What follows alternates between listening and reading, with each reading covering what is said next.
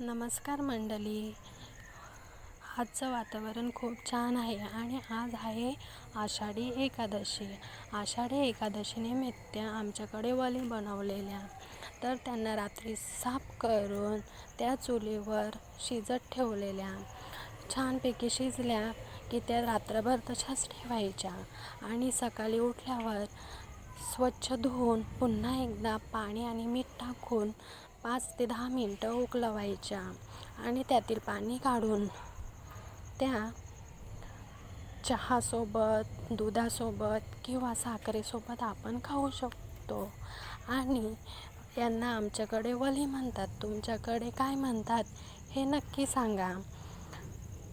आणि तसेच माझा चॅनल नवीन असल्यामुळे प्लीज लाईक, शेअर आणि सबस्क्राईब करा. Thank you so much.